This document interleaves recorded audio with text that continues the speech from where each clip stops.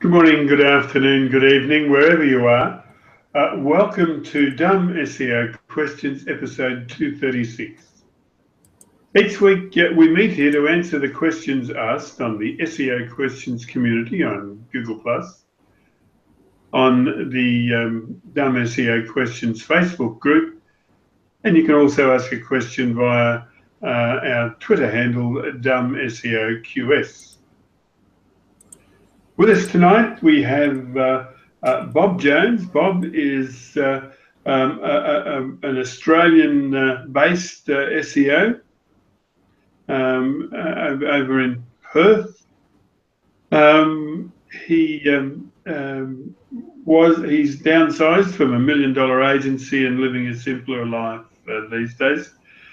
You can find Bob at bobjones.co. David Rozam is the oldest man in SEO. He's an SEO copywriter of many years standing, and lately is consulting in the field of search engine marketing. Is that a fair comment? Very fair, except for the old bit. All right. You know, people in glass houses, we say here in the UK. David can be found at writingforseo.org. Edwin Jonk is the CEO of Idist Host in the Netherlands. You can find Edwin. He's an on-page SEO specialist. He can be found at idesthost.nl.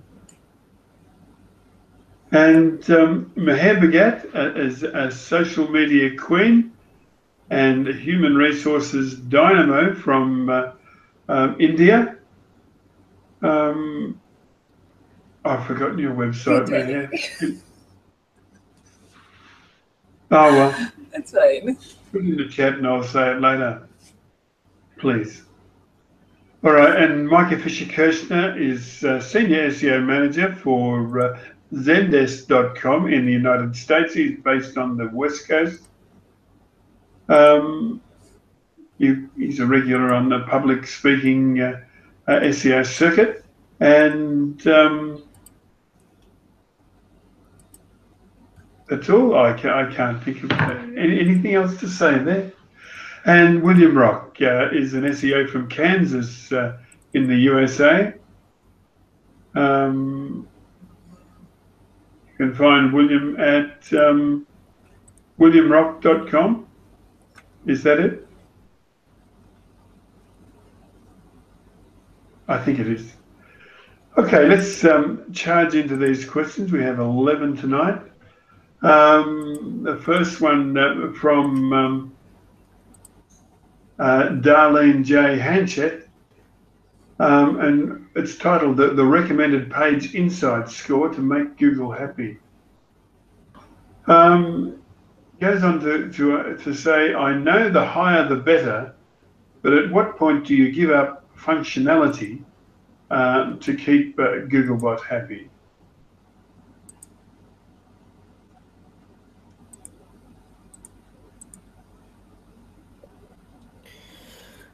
All right, well, the page speed score generally is kind of a way to, it's a large list of recommendations, and kind of taking their list and what they say in general should help your pages. It's not necessarily something that you have to follow to the letter. It's not necessarily any kind of direct impact upon your rankings. Really, there are a number of tools that you can use, whether it's GTM metrics, Why Slow, the Page Speed Insight tool. All of those really are there to help improve your load time, and really in the end is to help improve the experience that search users really are coming into your site, and what they having that fast site. So that balance between your website functionality and how you've built it in the way that you think it's going to be good for your experience, combined with the search experience from someone coming in from Google, is going to be that balance. Obviously, generally, the faster the website, the better that may be. Amazon's, at a large scale from an e-commerce side, has noted that every, I think, half second is a pretty good chunk of money. I think it's like an additional 7% lift usually for their conversion rates. So having an extremely fast site is very beneficial. And so that's something you just have to keep in mind, is that what is the cost benefit for what you think is helping your conversion rate from the functionality of your site versus how much slower it's making your site. I'm generally on the side of the faster the better. But there are situations, and you'll see this generally with travel sites, where they kind of create a fake calculating before actually displaying the information. That's it's something that you kind of have to balance in there. But generally, when it comes to somebody first coming into the website, you want to make sure it's going to be really fast. Thank you, Micah. Does anybody else have anything to add to that answer?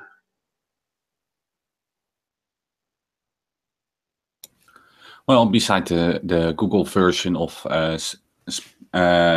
page speed insight, there's also webpagetest.org. That's a pretty good way to test a URL. And there's also gtmetrics.com. Those two are really, really great. Yeah, I love GT Metrics, and the beauty of it is that you can drill down.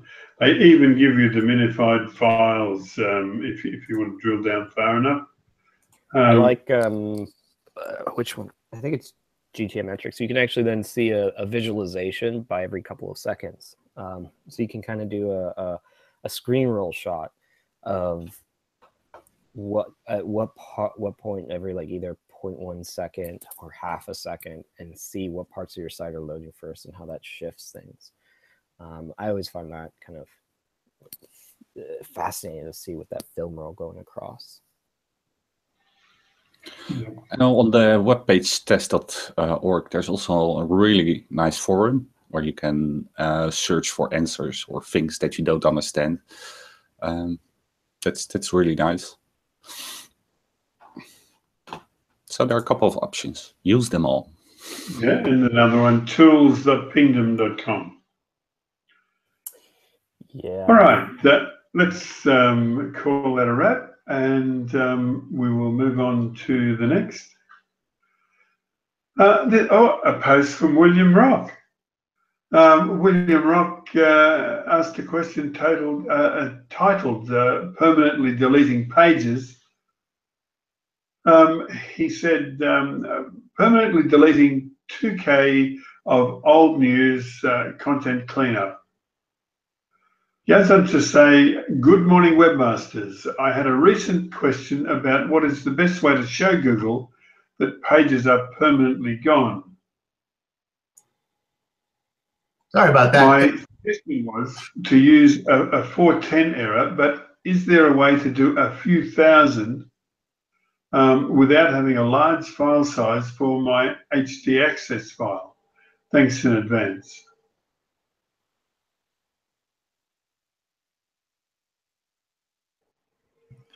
You'll be able to thank us in. Are all the links on the same folder? Because you could probably remove the folder, so to speak, in one go. It's basically it's a WordPress site, so it's everything kind of in its own categories. What's going to happen is the company is rebuilding the entire thing, and there's probably 2,000 or more pages of just old news that's way behind. They need to do a little more cleanup, and then we're going to be doing the 301s to other categories, just kind of reorganizing everything in there. So it's going to be a big move, but they also do have a lot of organic rank going to those. So without overloading the htaccess file at the same time as causing a problem with the bots.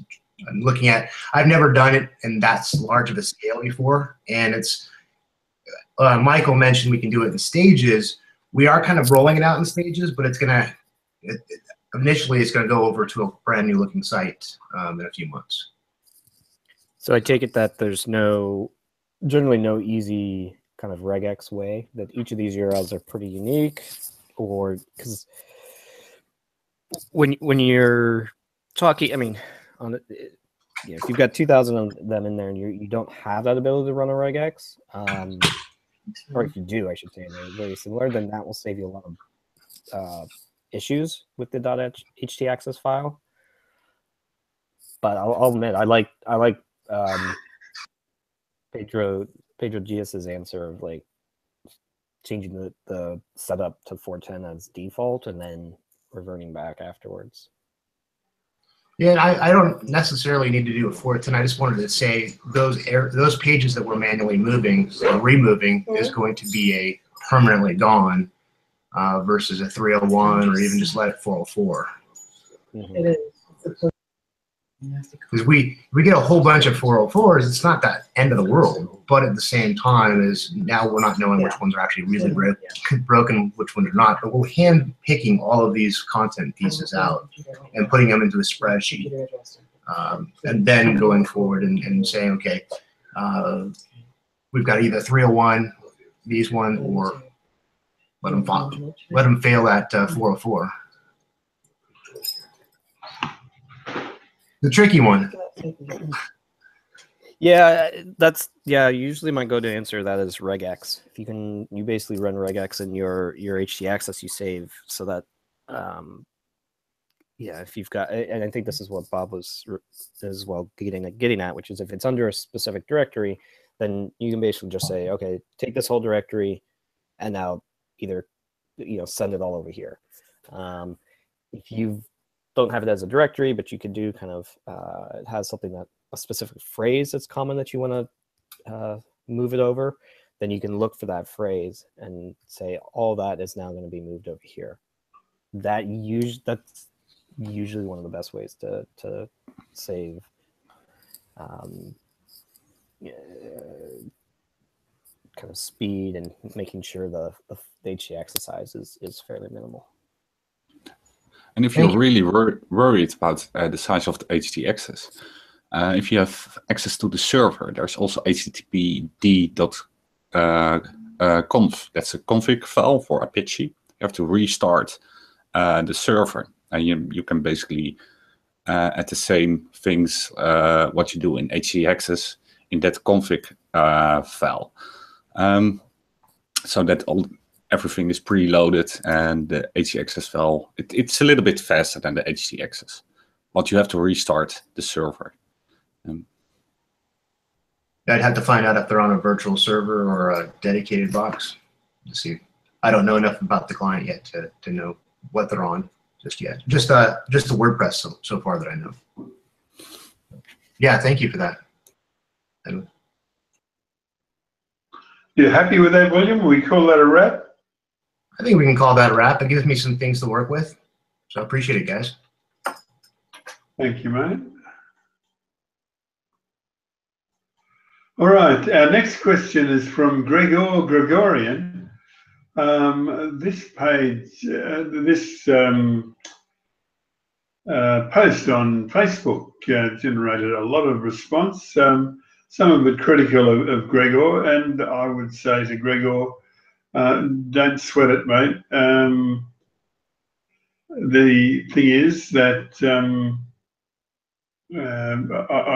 I think we all deserve respect, and we'll leave the judgment of our quality to our clients. I'll probably get into trouble for saying that, but anyway. Gregor said, it has been 3 months and my website is not getting organic search results. I had a quick look at Gregor's site. One thing is that you don't have any backlinks at all. The site is www.longislandwebmaster.com.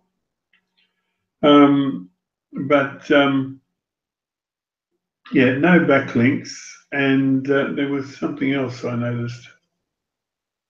Oh, there was a problem with the cache. It threw an error message across the top of the home page. That's always a bad thing. It frightens users no end.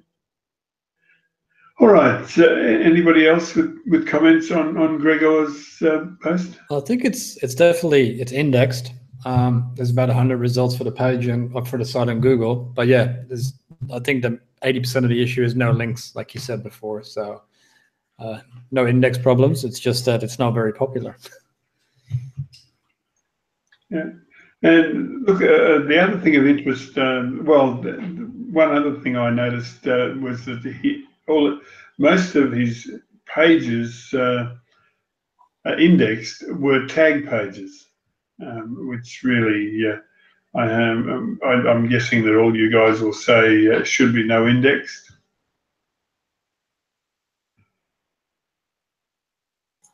Yeah, the tags. I would definitely put it no index on them. One other thing I would suggest is he's saying that there's no traffic coming in, or sorry, organic search traffic coming in. I would be curious if, I mean, he's got Google Analytics installed, I'm sure. He's got Webmaster Tools. Check your query report and just see what pages are getting some traffic. I'm sure you're getting something. And you can also go back in your analytics and look at your queries. It looks like you also do marketing too, so. I think he needs a bit more content as well. Like every single service he's doing should probably have its own page and a certain amount of content. At the moment, I think I can just see prices and the service name, and that's about it. I might be missing something, but it's a bit light. Yeah. But I'd be curious to see, because he's got to be getting some type of queries in 3 months, especially with Search Console, Webmaster Tools. You'll be able to see that pretty quickly, especially for the last 90 days. You'll be able to see where if he was starting to show and then maybe it fell off a little bit, or nothing's showing at all. Yeah, I agree with Bobby. He definitely needs a lot of content. Also, I feel he needs to add a lot of detailings. There's very little description, just one liner, that's fine, but it's not too descriptive. Like, if you go onto pages, not all pages has a description and details, or maybe keywords. There are no keywords on the website. I don't see a single keyword.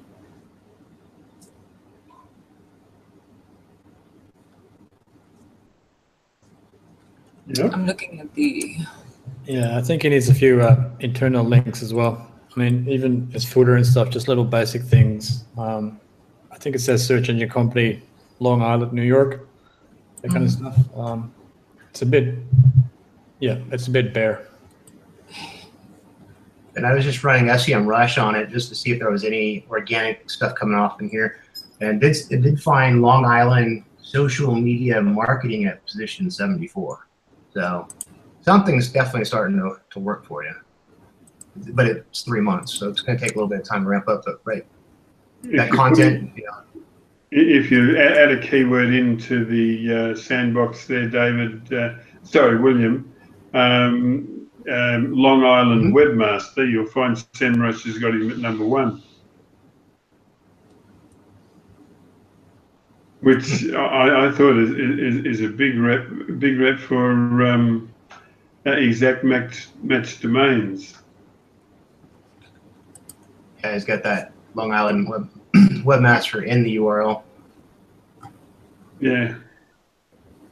Well, exact match still can rank, though. I mean, they've been shown that they can still rank, but they have to have the quality user experience, good content, good internal linking. What's the like who tries to rank for webmaster these days? A lot of people I talk to don't even know what a webmaster is anymore. It's all about SEO and marketing gurus and stuff. So what's the actual competition level on that? Not just competition, how many people even search really for webmaster? So, good point. I see Rob Mars has just joined us. Rob's an AdWords aficionado. He's based in the Netherlands, same as Edwin, and he can be found at MarketBiz with 2 Z's, marketbiz.nl.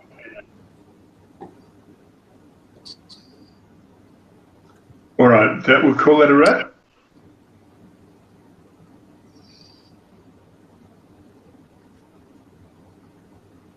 This one is from Mark Roop on bounce rate on a new website.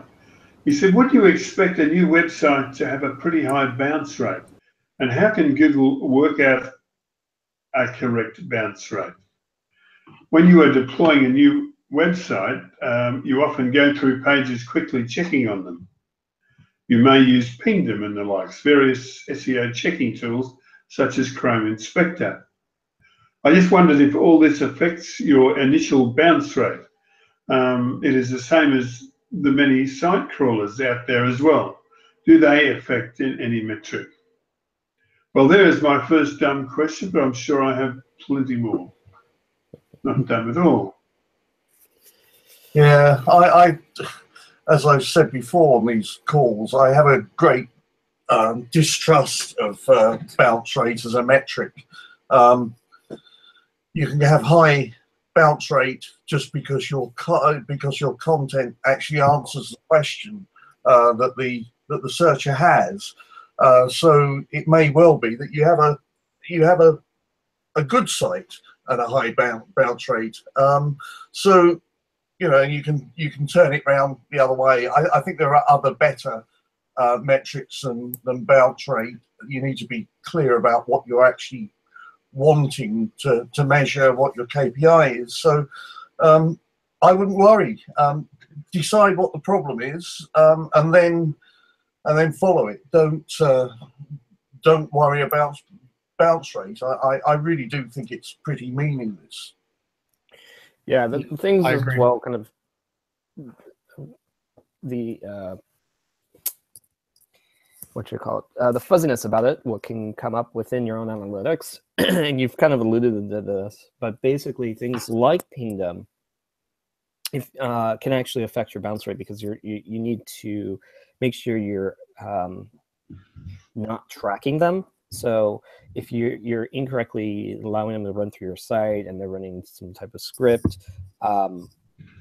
that part will affect what your bounce rate looks like. And it's not that Google can see something like that. It's just you need to make sure you're setting up your filters correctly so your analytics is not counting it.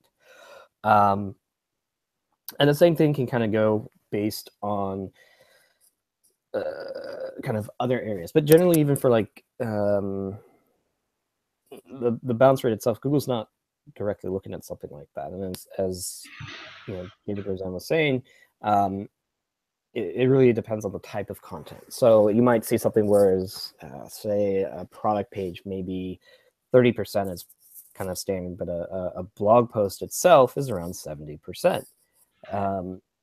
So you kind of have to be careful about making that kind of assumption. Now, as you get a larger site, you'll have a better idea of what that range is. And you'd be able to see when maybe there's something up. But again, it also depends on things you're tracking. If you're auto tracking, if you're tracking auto loads from a video, your bounce rate's going to be 0 because it's tracking before anything is set up. So versus like if you're also tracking people who are clicking on individual things within your website or when you're scrolling, those types of tracking subs may affect your bounce rate. So, you're going to have I would say, yes, you're going to have a higher bounce rate at the start than you normally would because you're just new, you're figuring out what the best design and template's going to be. but that in of itself is not going to be a huge impact on your rankings. Useful in the end to get that down and have a better design and structure, but it's not something I would be heavily worried about right now. Okay. Okay. Yes. Go ahead.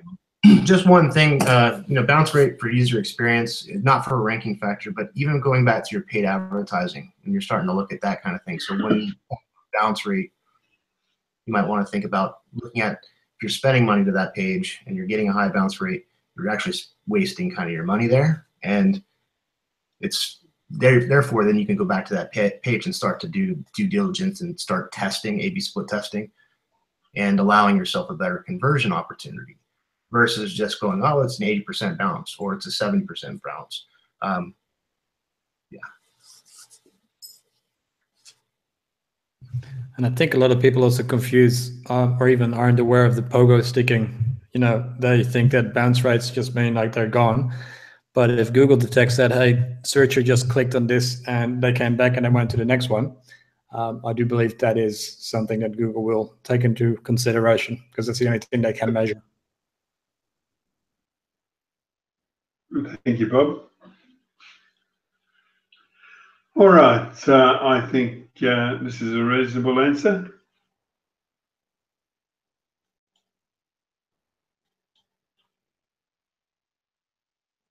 Okay. This one from Adrian Vujic. Adrian Vujic, I think. I hope I've got that pretty close, Adrian. It's titled "Accurately Check any competitor website traffic."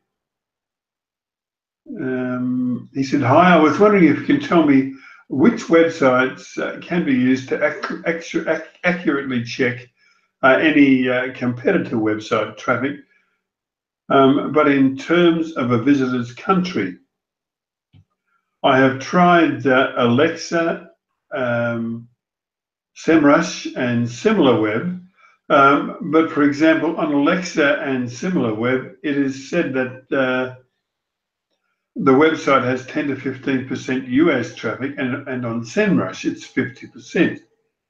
And that's not the only case. It happened many times.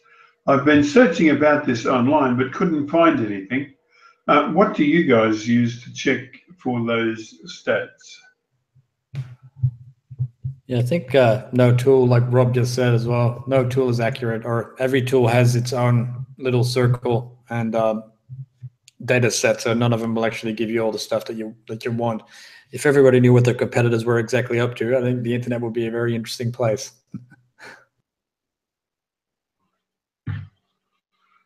Yeah.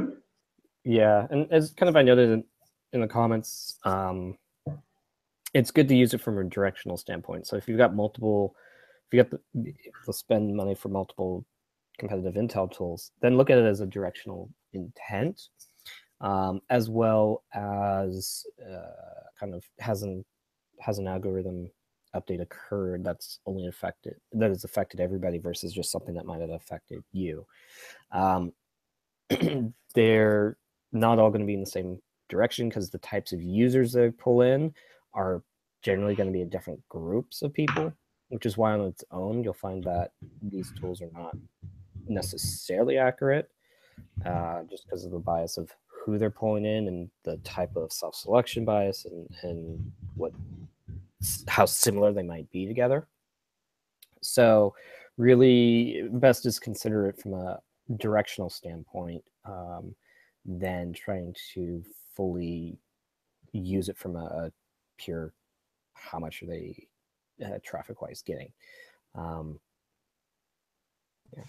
Yeah, I agree. I think most of the times when my clients come up to me and go like, well, what are my competitors doing? I find that they spend over half their time looking at what competitors are doing versus what they could actually be spending time on their own stuff. And a lot of people seem to lose that it's an oversight, as in like, if I watch my competitors, my stuff's going to be amazing too.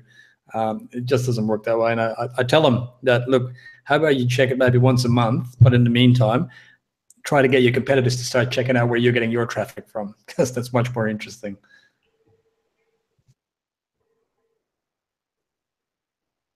Thanks, Bob. But anybody else? I would just add one more thing. I think going back on what you guys all said, don't focus on the exact number. It's a baseline, and different tools give you different information. One being SpyFu, SEMrush, Majestic, all those different tools are out there. But I know that, like, as an agency, they're all wanting to have exact numbers, right? So what did I have this one from this traffic, which one for the other? But just focus on your actual own site. It'll be much better. Sorry, I'm fumbling. All right, William.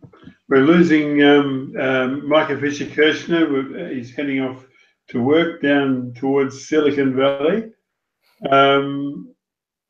And we look forward to seeing you next week. Yeah. Very Cheers, good. Micah.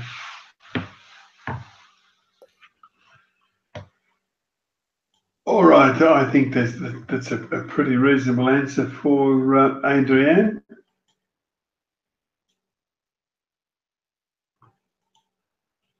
Okay, and another question, this time from Stavros Charadimou. Stavros asked a question titled "High in Rank for Specific Keywords." He goes on to ask, "Hello, I would like to ask for your opinion for the website as below. I have already received and keep receiving massive help from Jody Nesbitt, who I thank a lot. I would like to have the website below rank highly for specific keywords. And the link is https Vangelis and Son, is it? Yeah, I think so. I think so.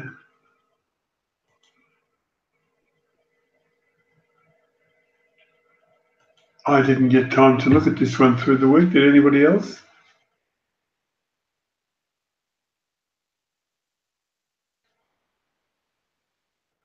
Uh-oh. I'm pulling up information right now for it.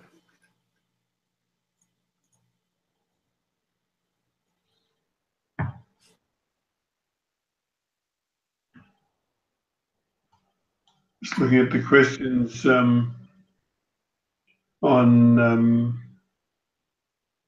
the comment, the responders, and we thank people like Jody Nesbitt for their efforts in answering questions through the week. We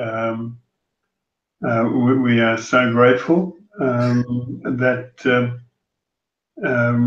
as a group we're able to respond to people like Stavros as we have.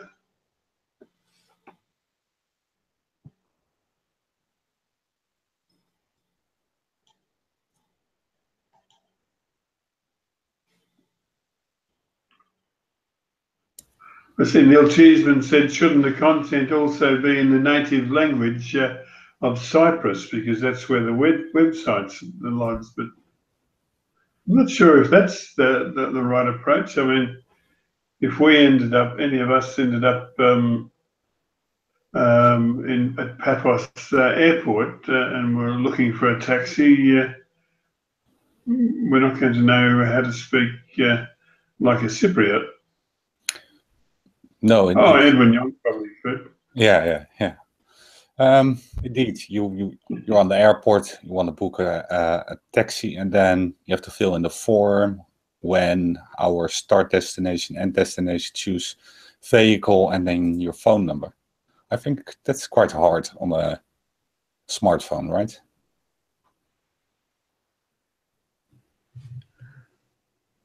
On the homepage, you see that form.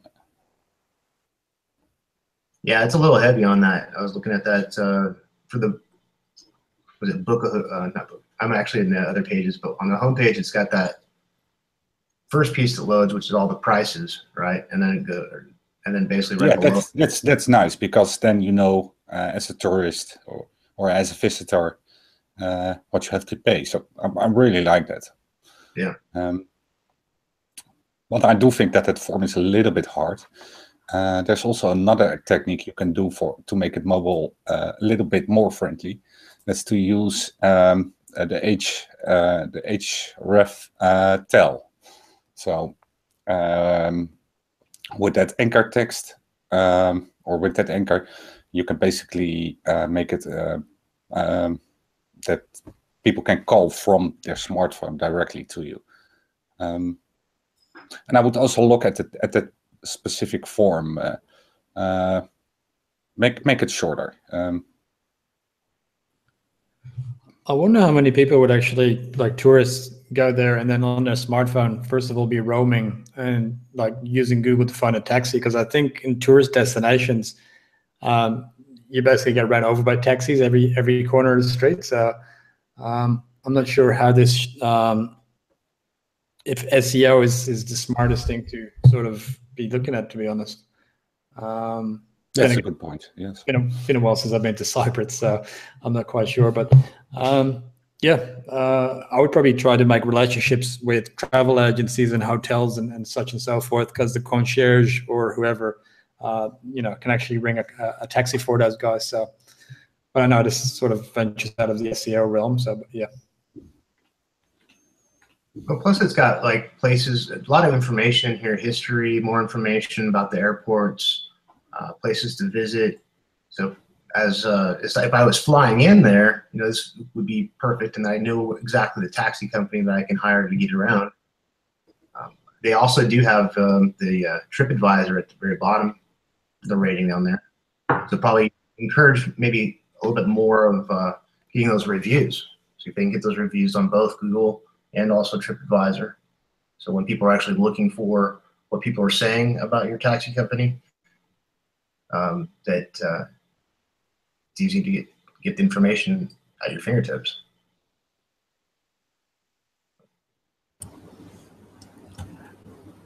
I wonder if the images could do with a bit of optimization. On my connection, the images are very, very slow coming down. I don't know if other people are experiencing that, but I could imagine that if those images are being fed to smartphones, that it would not be a good experience. Good point.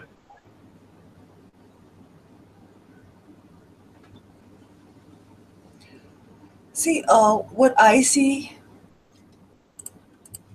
here is that, the destination for the taxi is from two destinations. Sorry, both like airports destination. In form, what I believe she can do is have, the select option, this destination or this airport, that's it. And when it comes to dates, see, because, majority of people who are searching for taxis are, is it immediate or maybe later? So instead of just going for date, you can have an option now or later. So when you press later, you can have dates there. Now is like immediate information with like 2 hours, 3 hours, 4 hours. She can reduce the form size with these things, and call button, a direct call button or book now button, which is a call thing. I think all the form right now is doing submitting, it's not calling up.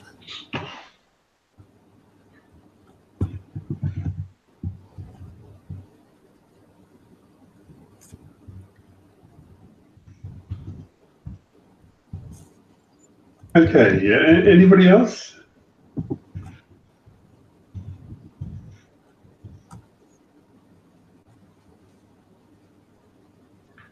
Bob, I'm sure they do have Uber over there.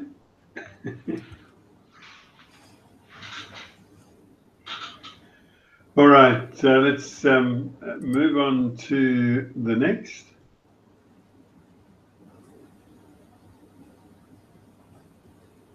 This one, a question from Darfa Snooker, titled "Transfer all the contents to a new website." Darfa Snooker asked, "Hi guys, New here, I was looking for a community who might be able to answer my question. Then I saw this group. Hopefully you've come to the right place, staffer. Anyway, we built a new site and are planning to transfer all of the contents from our old but existing website. My question is, will there be any issues or penalties? And also, if so, how can we prevent them? Thanks, Roland.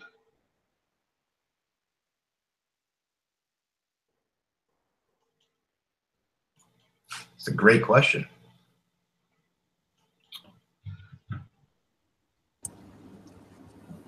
My question to this very question is whether the site, the old site, is going to be live or not, because being live would have duplicate content. So it has to go. The content has to go if the site is not shutting down, the old site.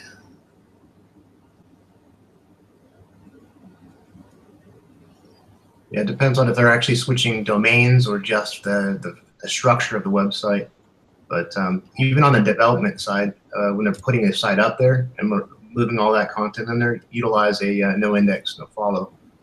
And that'll stop the bot from crawling and indexing for that duplicate issue. But the other thing would be important is making sure that all of your hierarchy, all of your URLs, I don't know if they're going to stay the same, categories, subcategories, those all need to go in and be 301 redirect the proper location so that the spider actually sees that there's a new location for that page and doesn't actually just strip it out of the actual search results. And that would affect your SEO and traffic. I was listening to Dan Petrovic speak in a clip today, and he was remarking on this phenomenon of people changing websites, and I encounter it all the time myself, where somebody in the office who has no clue will take it upon themselves to say, we need a new website, we need new pictures, we need new gizmos on the page, or whatever. But anyway, Dan said, if you're thinking about changing your website, don't. Yeah, he said it 3 times. He must have been convinced that he must have thought we needed convincing. But yeah, it's so easy to lose the value of a website that has been built up over a long time, and end up back at square one. Actually, worse than square one, because this time around you've got more competitors.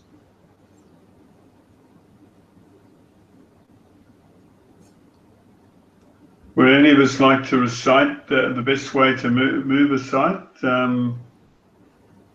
Because I've got it in my head if you want me to. Is this the recitation of don't? Well, if you have to, I mean. Does anybody else want to do it instead of me? Right, well, credit for this goes to Eric Wu, and it is designed to try and retrieve some value from the website. The first step is to canonicalize as many pages as you can from the old website to the new website. Then make up a list of the pages that don't canonicalize to a new page on the site, and there'll be some of those, and see if they can be 301 redirected to I'm sorry, no, not canonicalized. 301 redirects are on the new site, and then when the traffic dies down, and you monitor your logs to see whether Googlebot has picked up the new pages, then go to the new site and in htaccess compose a list of all of the pages you can to 301 redirect them to the new page. And we had 4 viewers before I started talking. Now we've got 1. Oh well. That'll teach me. Anyway, Dartha, I hope that's useful to me and to you. Would anybody else like to add anything to it or correct any errors? I'll jump in with one other thing that I've noticed a lot of people don't pay attention to is their paid advertising campaigns. When they switch over, they've done all this work with 301 redirects, they forget to actually change the URLs in their ads. So make sure you're actually sending the right if you're paying for traffic, make sure it's not going to a 404 page.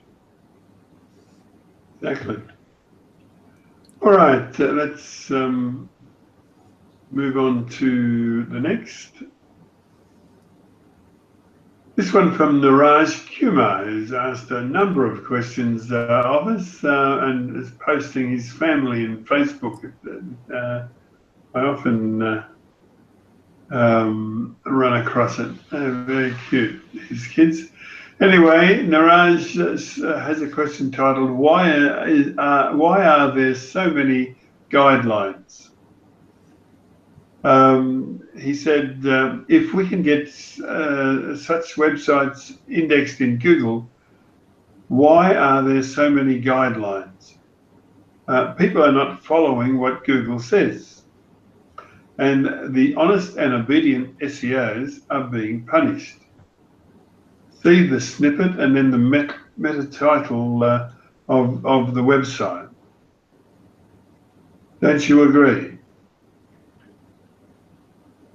And who is doing this? SEO companies. I hope I'm going to pick this up.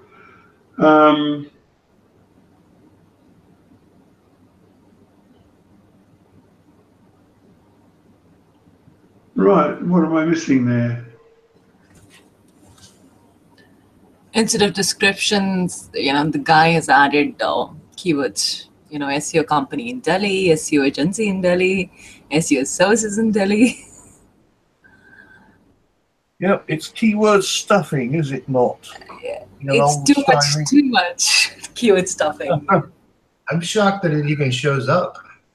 Yeah. I thought Google filtered all that stuff out. Oh.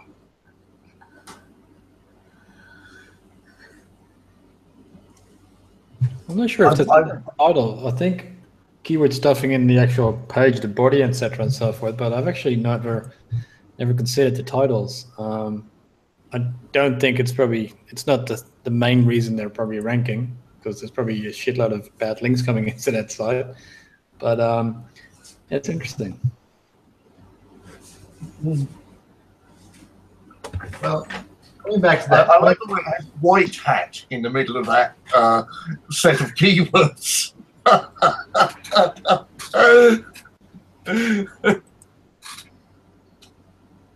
I'm just wondering if you'd be like a car dealer and you've got, 20 different brands of 20 different makes of cars, and you basically say, I've got one page, you're going to throw them all in the title.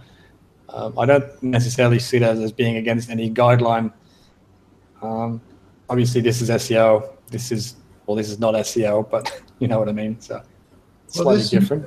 Technique a long time ago. When we first started with search engines back when 1998, when Google was established as a baby, that's what webmasters were actually doing, is stuffing this stuff in. They didn't know the difference. It just worked.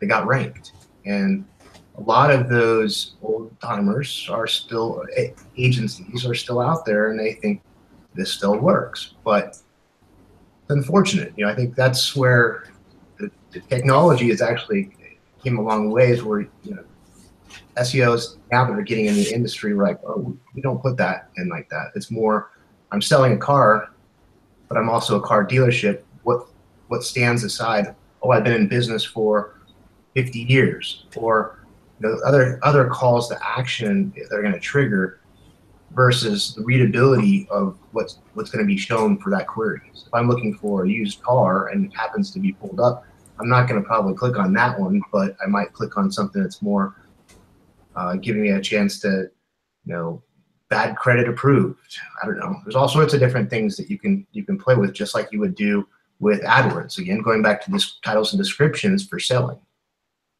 You know, you want to be able to have that call to action in the ad. Same thing with your title and your description here. But I don't think title and description are not going to be your ranking factor. That's not be your user experience, what you're actually offering, your theme. Hope that helps.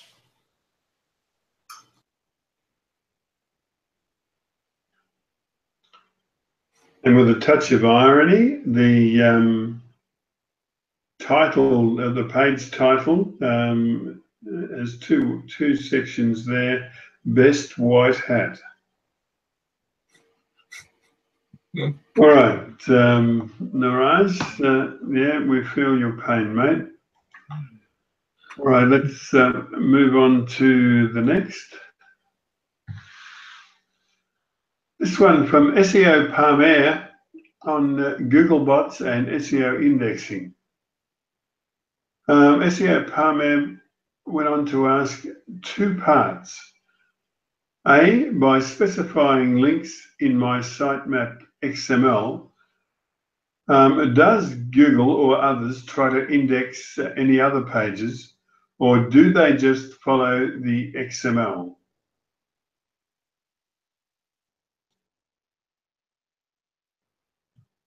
Oh, and B, how do Googlebots and other indexing bots handle protected folders? Are they just ignored or what? Your videos are quite helpful. Thank you very much, Doc. Thank you for your dedication to the group. Well, good on you, mate. Thank you.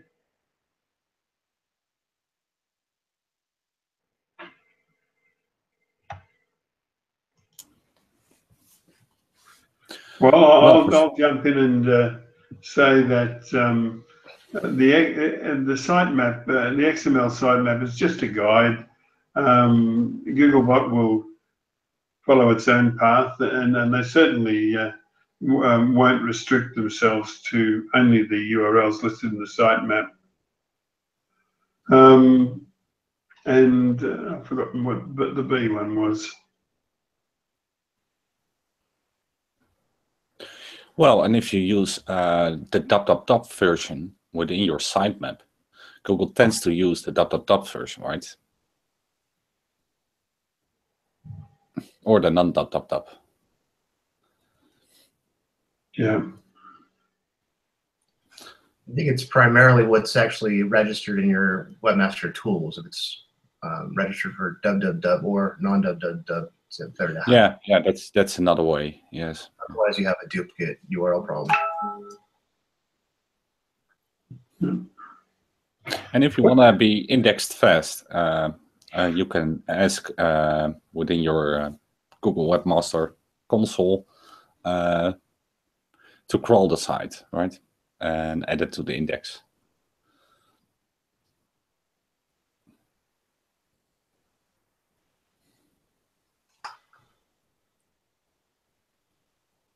Anybody with a comment on how does Googlebot and other indexing bots handle, I guess he means password protected folders? Yeah, they don't index them. Yeah. And you can also make sure that by putting it in your disavow file, not disavow file, your robots.txt. Well, then it can be partially indexed because if you block it through the robots.txt, right? Mm-hmm. Then links to the protected folders or password protected folders, they can be indexed, and then a link can be shown within the search results to that password protected folder. So with that, it's partially indexed. If you don't exclude it from robots.txt, Google will go to the password protected folder and they won't index it, so it will not appear within the search results. Yeah, exactly, Edwin. All right, let's tweak that. And we'll head a little further down the road. One from Neil Cheeseman on time spent downloading a page. Neil goes on to ask, in Google Search Console, for a website that has been HTTPS for over a year or longer, why do two variations of the website show different download speeds in the time spent downloading a page section? They vary by about 150 milliseconds for HTTPS and HTTPS www. The latter is what the website resolves to.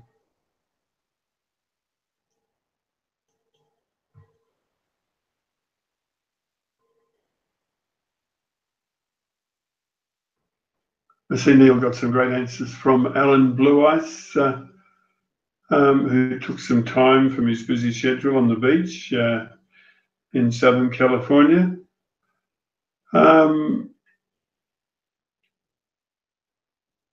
And I think from memory, but anyway, this is right, because Googlebot doesn't crawl sequentially. And if you have a 301 on a page, what Googlebot is measuring there is how quickly the 301 responds. Not the full download of the page, and that will often introduce a discrepancy. Right, anybody else?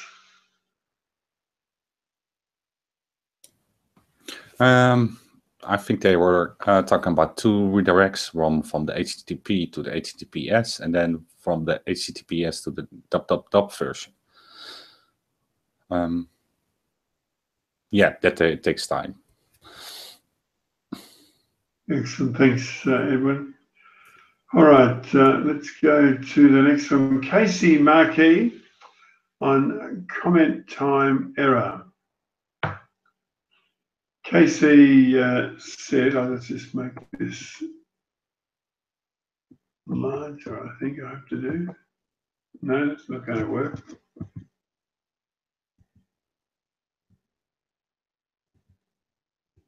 Oh.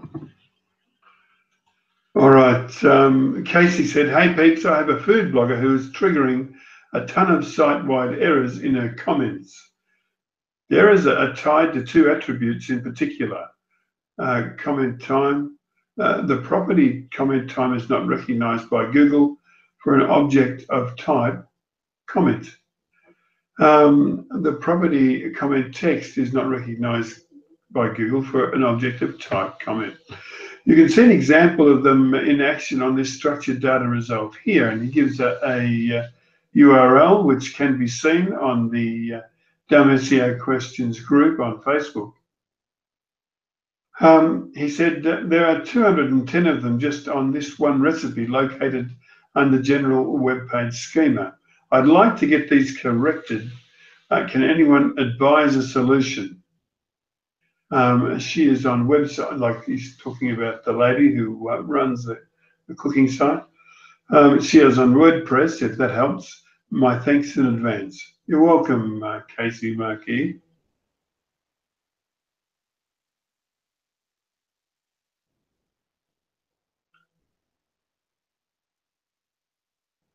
Somebody answer this while I catch my breath.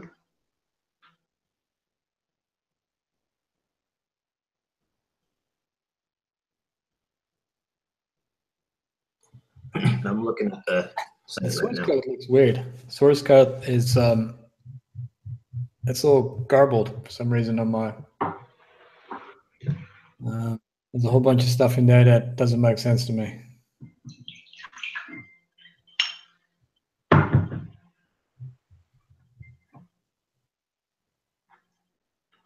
I wonder if that came in from our scraping that page, that post.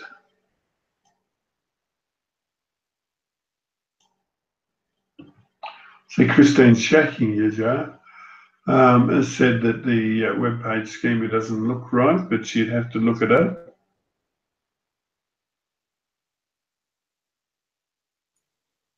Wondering if there's like a plugin on their WordPress that might be causing a problem.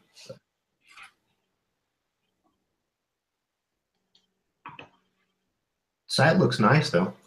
Good looking site.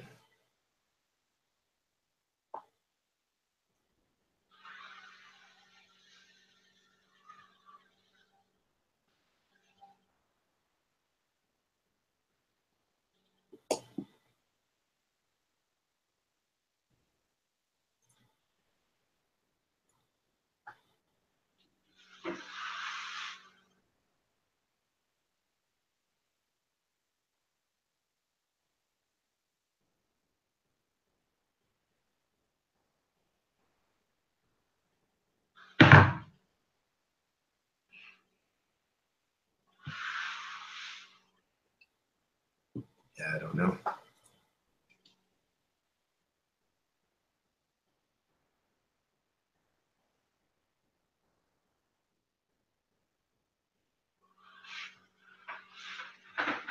Yeah, we probably need Tim Capper for this one. But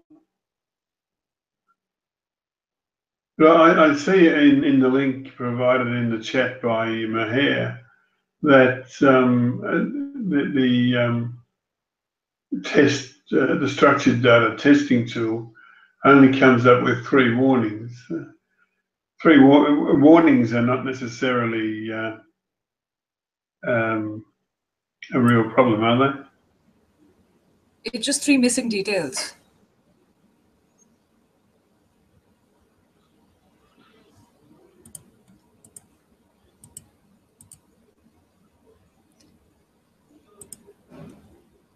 Okay. Does anyone want to address this one?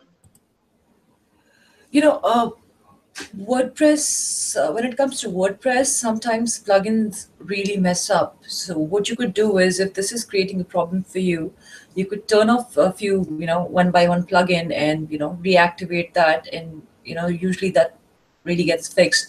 Or there could be a plugin that is not updated with the WordPress, or, vice versa. You have to keep, make sure that all the plugins are compatible with the version that you're using.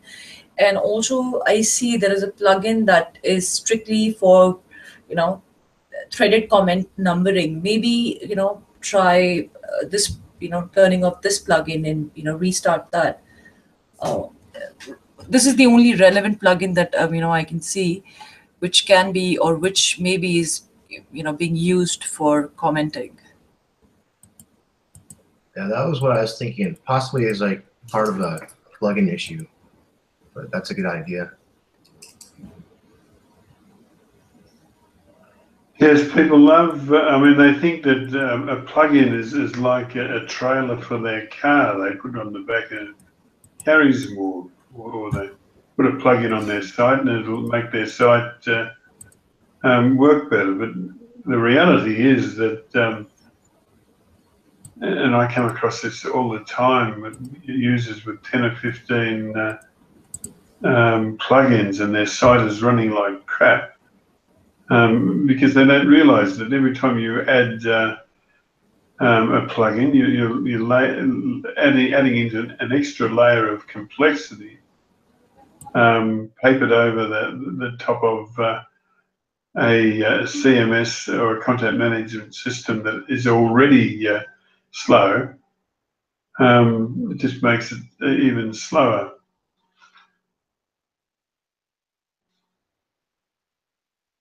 That's a good pickup, Mahed.